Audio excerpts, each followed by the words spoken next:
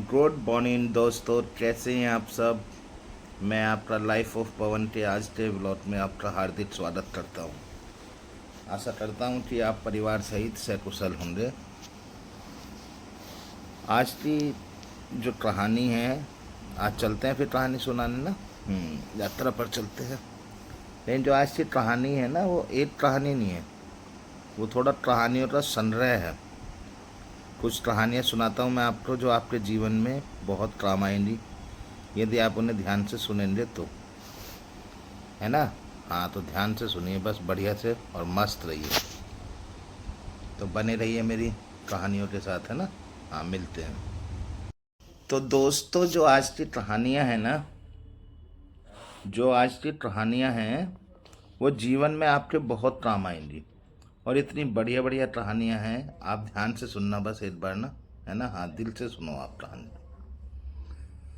तो एक बार क्या होता है कि एक पंडित जी को एक मौलाना साहब कहते हैं कि मौलाना जी, कि पंडित जी, एक बार यदि आप इतने बड़े दिलेर हो ना, इतनी हिम्मत है, तो आज हमारे आकर उसमें रुको, कब्रिस्तान में।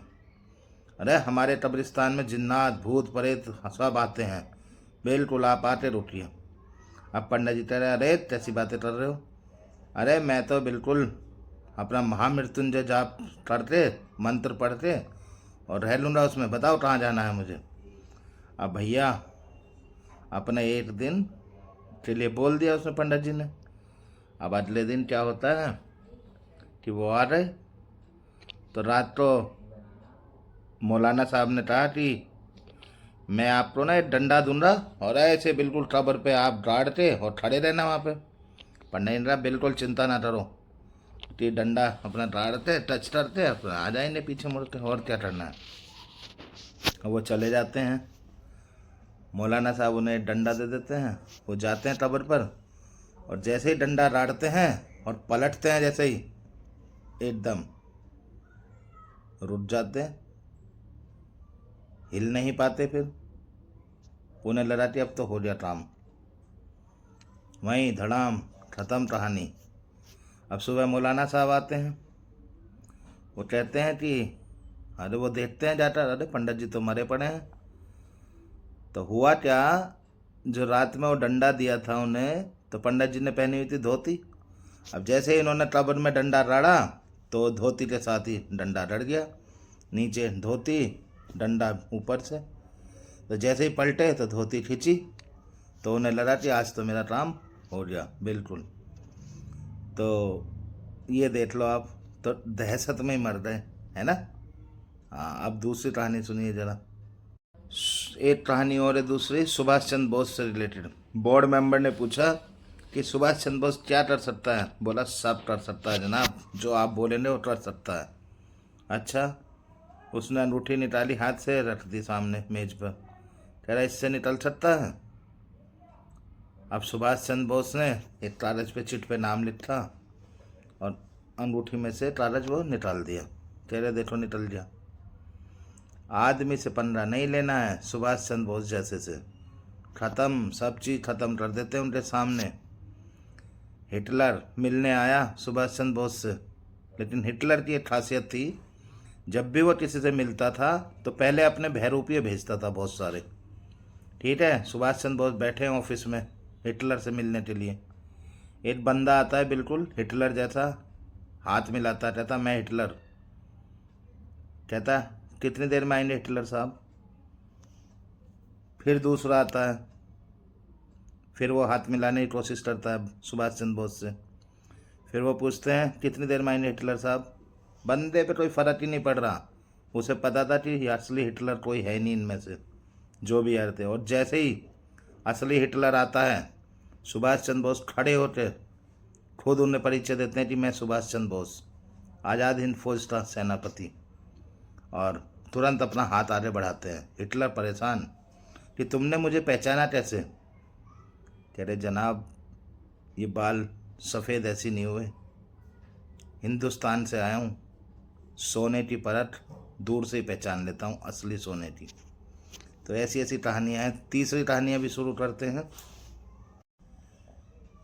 तो एक और कहानी है, सिकंदर एक बार आ रहा पूरब की तरफ, भारत की तरफ। तो अपने डायनोसियस उससे आध्यात्मिक गुरु थे सिकंदर के, तो उनसे कहता गुरु जी मैं जा रहा हूँ पूरब की तरफ फतेह करने, कुछ लेके आना है क्या तुम्हें वहाँ से। तब डायनोसियस ने कहा अरे सामने से हट जा, कुछ नहीं लाना, धूप आ रही है, धूप मत रोक, ठीक है। अब 18 साल का बालक गुस्से में बिल्कुल एकदम पूरा वो उत्तेजना में भरा हुआ, नहीं नहीं गुरु जी कुछ तो बताओ क्या लेके आऊँ, भारत की तरफ जा रहा हूँ मैं। तो डायनोसर ने अच्छा भारत जा रहा है, चल तो वहाँ से एक सन्यासी पकड़ के लेके आना, ठीक है जाओ। अब वो आता है बिल्कुल भारत, अपना जीत जाते पुरुष के युद्ध से, तो जाते हुए सोचता अरे हाँ गुरु जी ने तो एक सन्यासी बनाया था, चलो उसने अपने उसे नियारतस को बुलाया सेनापति को, और कहा जाओ एक सेनापति पकड़ के लेते आओ। अब नियारतस जाता है बाहर सन्यासी को पकड़ने, तो जैसे बाहर जाता है तो उसे मिल जाता है दंडिन, एक सन्यासी, बहुत महान सन्यासी हुए हैं दंडिन। तो मिल जाता है तो कहता मैं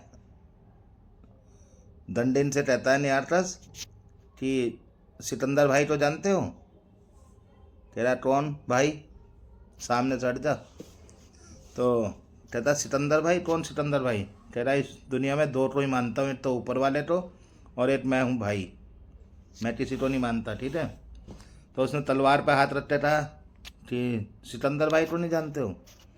उसने कहा बच्चे ये खिलौने हमारे यहाँ बहुत मिलते हैं, इनके जत्तर में मत पड़, ठीक है जा चल, नहीं तो सामने चढ़ जाए, नहीं चप्पल उतार के मुंह पे इतनी मारूंगा।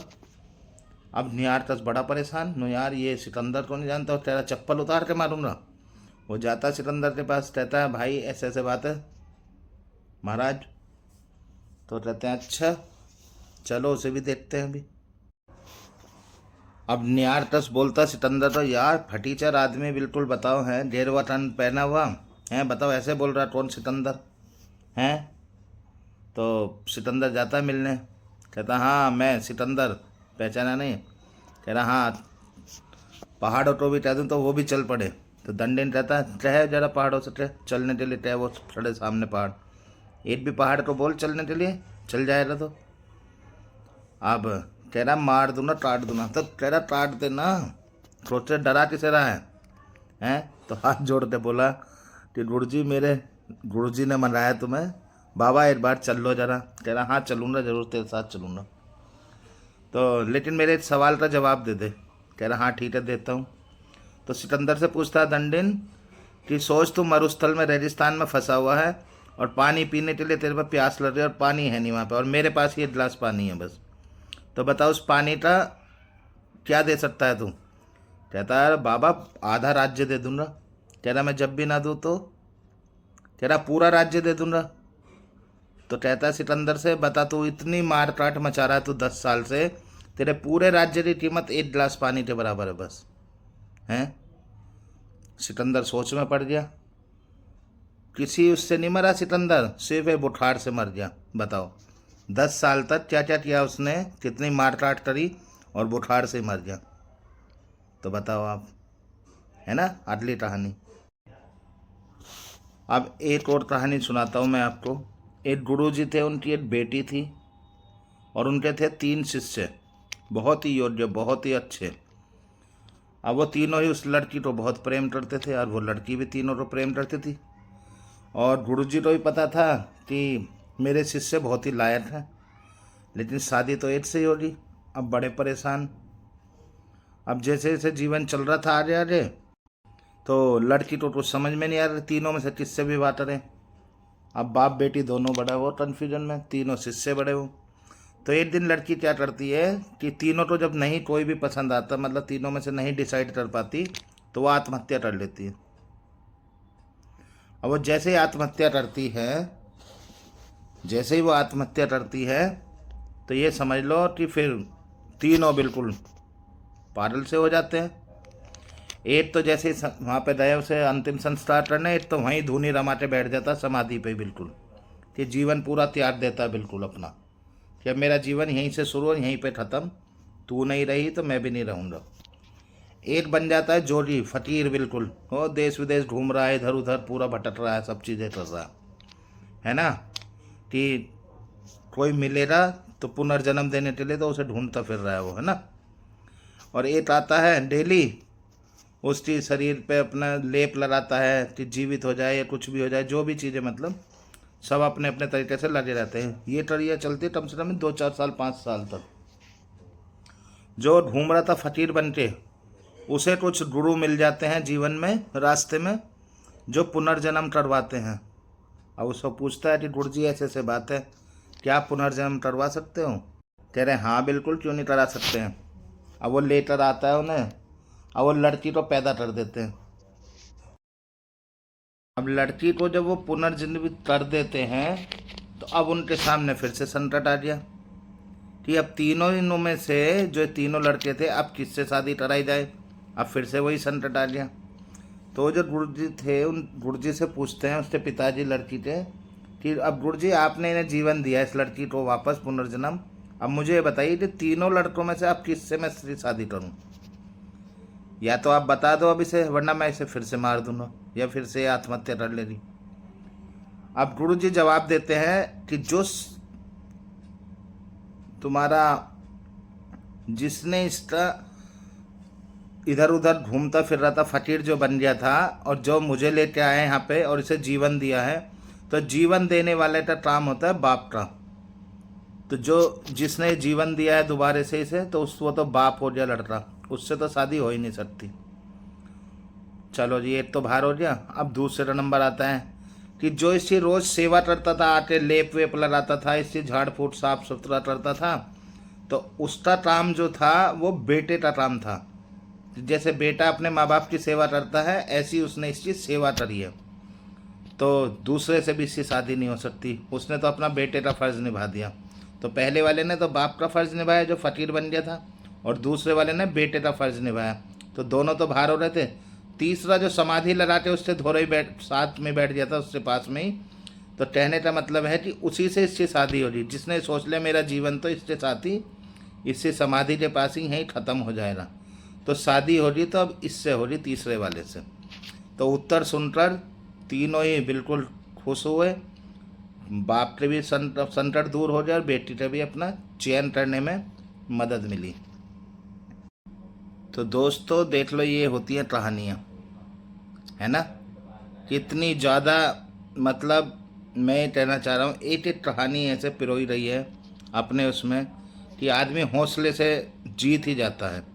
यदि सही समझ से चले, सही उससे चले, तो क्या दिक्कत है फिर जीवन जीने में, बताइए आप मुझे, है नहीं है।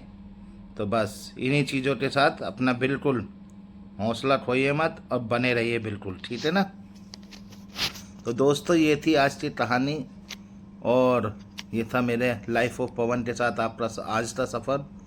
यदि आपको मेरी कहानियाँ पसंद आ रही हैं तो मेरे चैनल को सब्सक्राइब करें, मेरी वीडियो को लाइक करें और ज़्यादा से ज़्यादा अपना जीवन सुगम बनाएं। बस इन्हीं आशा के साथ आप बने रहिए मेरे चैनल के साथ, और कल फिर सुनाते हैं आपको एक और कहानी, है ना। हाँ, तो बने रहिए फिर। मेरे चैनल को लाइक करें, सब्सक्राइब करें, वीडियो को लाइक करें और कमेंट करें, कुछ कहानी में अच्छा लगता हो आपको तो, है ना। हाँ, तो बने रहिए फिर। जिंदाबाद आपकी। जय हिंद।